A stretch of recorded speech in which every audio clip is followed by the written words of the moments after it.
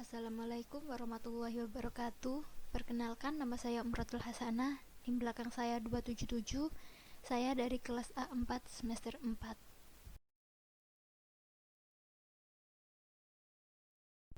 Di sini saya akan menjelaskan tentang fungsi-fungsi manajemen dalam perspektif Islam.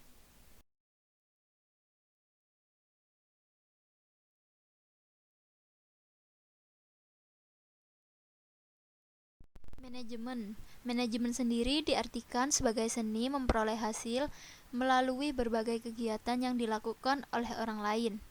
Manajemen adalah proses perencanaan, pengorganisasian, pengarahan, dan pengawasan. Fungsi manajemen secara umum yaitu yang pertama menurut Louis A. Allen dalam bukunya Management and Organizing mengemukakan tentang elemen of management terdiri dari POCMC, yaitu Planning, Organizing, Coordination, Motivating, dan Controlling.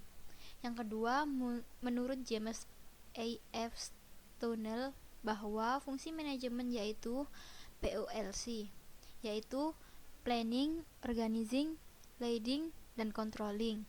Dan yang ketiga menurut George R. Terry yaitu POAC, ya, yang artinya Planning, Organizing, Activating, dan Controlling. Fungsi manajemen dalam perspektif Islam.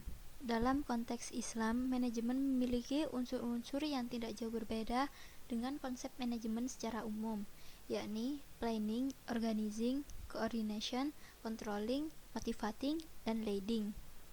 Dalam Al-Quran dan hadis, berikut unsur-unsur yang terkandung.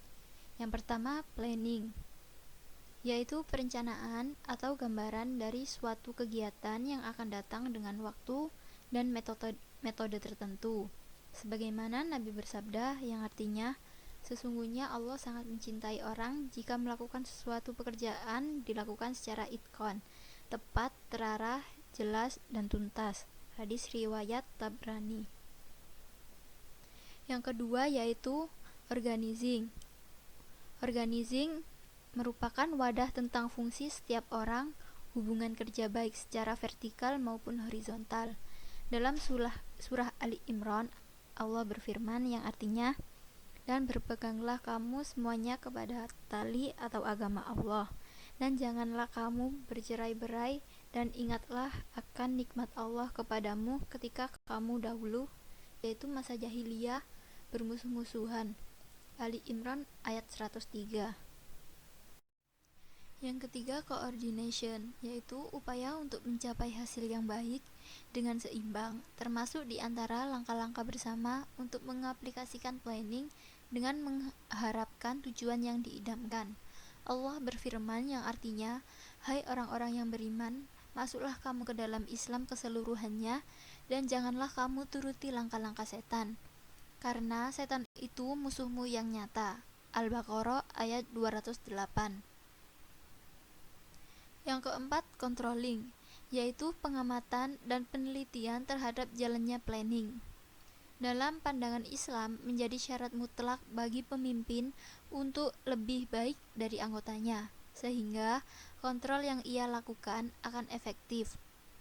Allah berfirman yang artinya, wahai orang-orang yang beriman, peliharalah kamu dan dirimu dan keluargamu dari api neraka.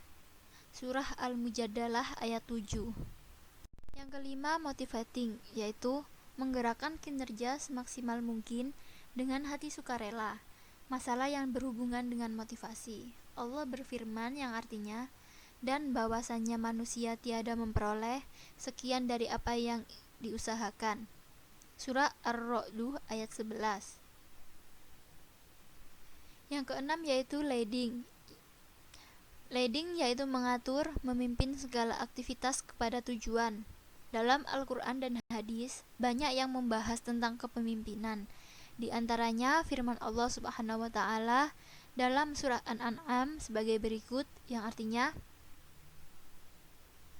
Dialah yang menetapkan kamu sebagai penguasa di muka bumi, dan tinggikannya sebagian kamu atas bagian yang lain berapa derajat, sebagai cobaan bagimu tentang semua yang diberikannya kepadamu, Surah Al-An'am ayat 165. Sekian dari saya. Wassalamualaikum warahmatullahi wabarakatuh.